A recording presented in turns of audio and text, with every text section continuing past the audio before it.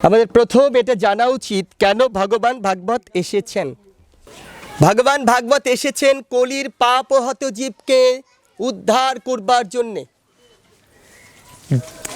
আমরা সন্ধ্যা করি না বাবারা, সন্ধ্যা কেন বলা হয়? মায়েরা ভালো জানেন। সন্ধ্যা করেন আপনারা বাড়িতে? সন্ধ্যা করেন তো? আচ্ছা, সন্ধ্যাটা কখন হয়? কয়টায়?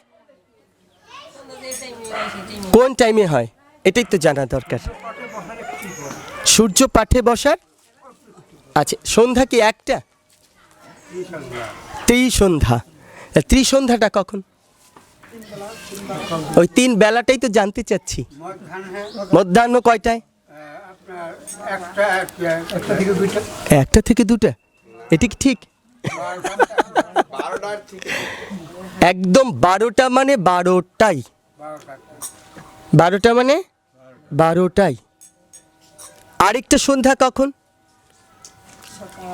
কয়টায়? হবলো না, ওটাই হয়ে গেল মুশকিল আমাদের। যখন আপনার অন্ধকার দূরীভূত হয়ে আলো সবে মাত্র আসতে শুরু করেছে, এই ক্ষণটাকে বলা হয় সন্ধিক্ষণ। এই সন্ধিক্ষণটাই হচ্ছে সন্ধ্যা। আর এমনই একটা সন্ধিক্ষণে ভগবান ভাগবত আমাদের জগতে আসলেন। কখন? যখন দাপর যুগের শেষ, কলির যুগের প্রারম্ভ, এই মাঝখানে মধ্যাহ্নিক সময় সন্ধ্যা যখন হলো, তখনই আমাদের ভাগবত ভগবান প্রকটিত হবার চিন্তা আসলো। বললেন কে? সুতমণি। তিনি বললেন কলির পাপহত জীবকে উদ্ধার করবার জন্য একটা মাত্র পথ। কি? একমাত্র আলোর পথ হচ্ছে শ্রীমদ্ ভাগবত ভাগবতম ভাগবতামি।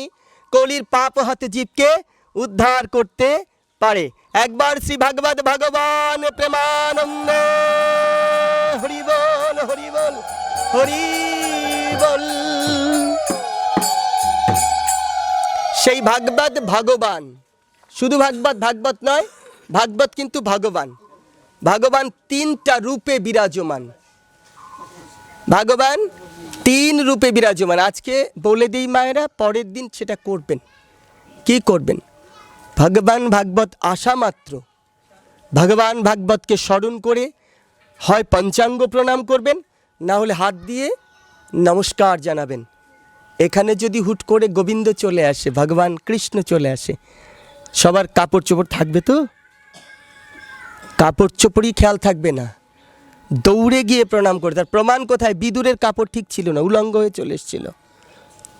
সুতরাং আমরা ধর্ম করতে এসে যেন খেয়াল রাখতে হবে আমরা অধর্ম না করি। নিমন্ত্রণ করে খেয়াল রাখতে হবে বৈষ্ণব যেন লজ্জিত না হয়, লাঞ্ছিত না হয়। বৈষ্ণব যেন এসে হৃদয় কষ্ট, হারে কেন আসলাম এখানে, এ কথা যেন বৈষ্ণবের মুখ থেকে না আসে। সেবা দেওয়া সহজ কথা নয় তো। সেবা সবচেয়ে কঠিন ব্যাপার। সবচেয়ে কঠিনতম কাজ হচ্ছে কাউকে সেবা দেওয়া। বৈষ্ণব সেবা, প্রথমত বৈষ্ণব। বিশদ আলোচনা, সময় মাত্র 40 মিনিট। আমাদের সময় মাত্র 40 মিনিট। অপ্রাপ্তিটা কি? প্রথমত সাউন্ড অপ্রাপ্ত, নেই আমাদের কাছে। দ্বিতীয়ত এখন যেটুকু সময় লাগছে মুখের রৌদ্র, একটু পরে সময় আসবে অন্ধকার, দেখতে পাবো না। আমরা কোন ক্ষণে দাঁড়িয়ে আছি বুঝেছেন? দাপর শেষ, কলি আগত, এমন একটা সময় দাঁড়িয়ে আছি। সুতরাং এ নিয়ে আলোচনা খুব একটা নয়। আমি ভাগবত ভগবানের আরতিটা করে মঙ্গলাচরণ করে, কেন এইটুকু বললাম, আজকের আলোচনার প্রারম্ভেই আমি বলতে চাইছি যে আমি কোন দিকে আজকে আলোচনাটা করতে চাইছি। সেই জন্য আপনাদেরকে এই জায়গাটায় এসে দাঁড় করলাম। যার কথা বলার প্রয়োজন হবে, হতেই পারে তিনি কৃপা করে উঠে চলে যাবেন। একদম জোর হাতে অনুরোধ করছি, কেউ বলবে না, কোনো পাঠক এসে আপনাকে এইরকম বলবে না। আমি বলছি আমার জন্য আপনার পাপ নেওয়ার দরকার নেই। আমাকে বেস করে আপনি পাপ নেবেন না দয়া করে। আপনার পাপ আপনার সঙ্গে যাবে, আমার সঙ্গে যাবে না। কিন্তু আমি চাই না আপনি আমার কথা শুনতে এসে নিজে পাপ বয়ে নিয়ে বাড়ি চলে যান। এসছেন পুণ্যের জন্যে, এসছেন দিতে। আজকে কেউ নিতে আসেননি, এসছেন আজকে দিতে। আপনাদের চরণধূলি কামনা করেছে 2 ভাই। কেন? তার বাবার আজকে দিবসের দিন বোধহয়, তাই না? এই দিনে মৃত্যুবরণ করেছিলেন, সেই দিবসের দিনে আপনাদের আহ্বান করেছেন, তার বাবা কোথায় আছে তারা জানেন না। আপনাদের বৈষ্ণবদের প্রার্থনা, আপনাদের পদচারণায় এই ভূমিটা বৃন্দাবন ভূমি হয়ে যাবে। এটা যদি এই বাড়ির কর্তা মনে করে আপনারা কেউ সাধারণ মানুষ এসেছেন, তাহলে এর চেয়ে বড় পাপ, এর চেয়ে বড় অন্যায় আর এর চেয়ে বড় বোকামি কোনো জন্মেও তার শেষ করা সম্ভব নয়। বৈষ্ণব কখনো মানুষ হয় না, বৈষ্ণবরূপী ভগবান আসেন। এটা যদি বাড়ির কর্তারা না বোঝেন, বাড়ির মানুষ যদি না বোঝেন, তাহলে তার চেয়ে বড় অপরাধ। বাবাকে উদ্ধার করবেন কি?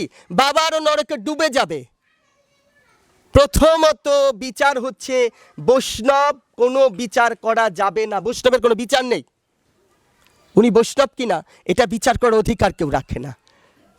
নয়নটা সেটা করতে হবে সমদর্শনের। আমরা ভারতীয় দর্শনে, ভারতীয় সংস্কৃতিতে বড় হলাম, দর্শনটা আমাদের বিভেদের দর্শন। আমরা বিচার করি, বৈষ্ণব তিলক কেটেছে, তিলকটা বোধহয় বাঁকা হয়েছে। বৈষ্ণব নাকে একটু তিলক নিয়েছে, ওটা বোধহয় তুলসী পাতা হয়নি, বাঁশপাতা হয়েছে, নাহলে বটপাতা হয়েছে। এই বিচার করতে করতেই জীবনটা শেষ হয়ে গেছে।